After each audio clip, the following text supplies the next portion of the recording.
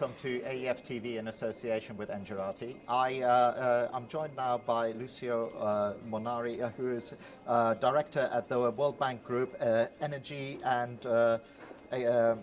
Extractives. So, first of all, Lucio, welcome. Thanks for taking the time to be with us. I know you've got a busy schedule and we're juggling various bits and pieces. My pleasure. We were talking a little bit off air just to give a little bit of context. So I've had a lot of people sort of talk to me, energy ministers and so on. And for the first time, I'm seeing people talk about the entire value chain, not just be overly focused on generation, even though we know it's important, but look at how we fix the entire chain from end to end. And again, in a good interview, it's not for me to do the talking, but for you. So a question to you is, what are your sort of macro observations along those lines as well? Yeah, thank you very much for the opportunity. And so it is true that the Africa region has been seeing a very large interest from the private sector, from the donors over the last few years, and there's been a lot of attention on the power generation side, and we have today about 100 gigawatt of installed capacity, which perhaps is not yet enough, but certainly is a big change compared to a few years ago, and unfortunately the bad news is only 35% of the people do not have access. So what is missing here is missing that the larger area of investment this still requires transmission. Transmission is linking generation to consumer, is linking generation to new market, is allowing, for example, the generation to new generation and new renewable energy to be connected to the grid, is allowing a consumer to be connected, and obviously expanding access. So for us, transmission is one of the areas of major engagement. And we think that there is a huge potential in the area of transmission to involve the private sector. And that's the reason why we, as a World Bank Group, we started to observe the experience of the last 20 years in involving the private sector in the transmission. And before we go on, because that's really interesting, because it corroborates all the things that the energy ministers themselves have been saying. We're not going to be rewarded for building generation plants and creating this capacity if we can't get that power down to the people. And they're saying that we've got a huge issue about how we do the same work we've done on generation and start making it applicable to transmission and get the private sector involved in that as well. And you guys have actually done this report, I'm going to hold it up, which is about linking the public-private partnerships in terms of power transmission in Africa. So can you tell us a bit about the report, the findings, and what you're trying to solve with it as well? Right. So the reality is that transmission has been considered a natural monopoly for many decades, and this typical system where the utility essentially transmit the power, connecting power generation and to consumers and to new market. And the way in which it operates in synchrony, operate as a system. It's only at the beginning of the 90s that in Latin America and in Europe started a movement or started to understand how to incentivize the private sector coming in this monopoly sector. And a number of projects have been developed in these countries, and then slowly also Asia has been able to take off and to start to apply in India and somewhere Philippines. And the interesting part of all this is that they've been successful. The new investment has been created, new financing has been moving, and the private sector has been operating this line very effectively.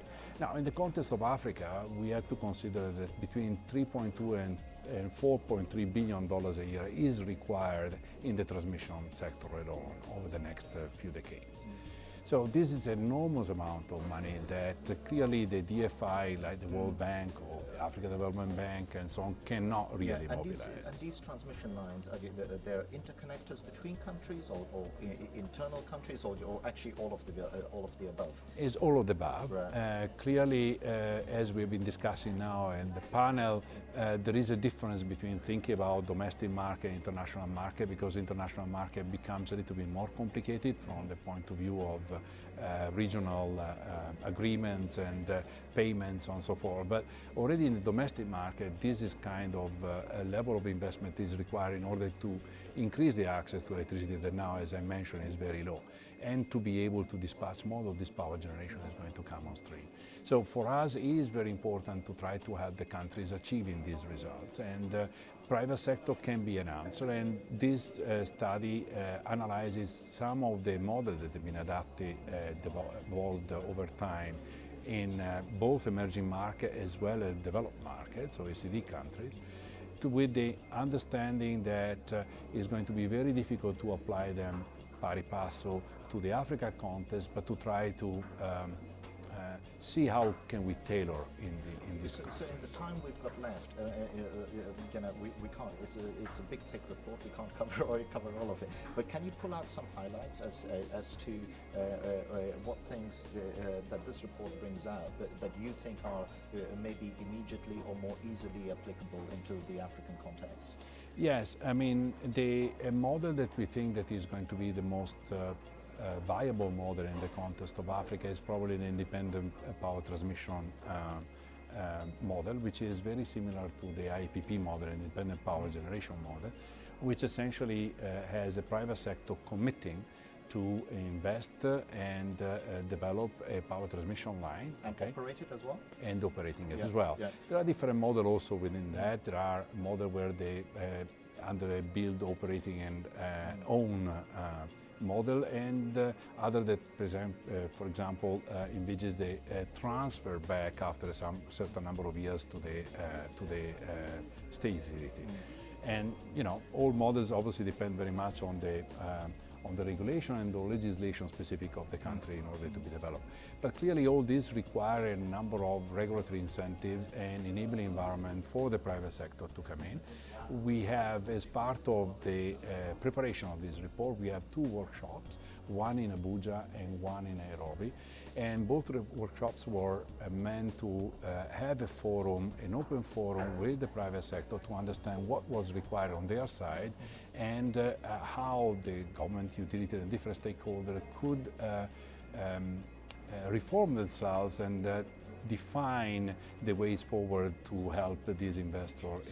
So a lot of this report is based in practicality, in workshops. And exactly. And the good news that, for example, in the context of Kenya, and we have been discussing now, KETRACO, which is the transmission companies, is now developing the bids and developing the enabling environment together with the regulator, together with the Ministry of Energy, together with the DFI, to minimize the risk of the private sector by, for example, acquiring the right-of-way of the lines in order to identify 4 projects that are going to bid hopefully next year. So you feel that we're on the road to getting the same movement of private investment into transmission lines in terms of that framework, and the appetite being there. The appetite needs to be there before this happens.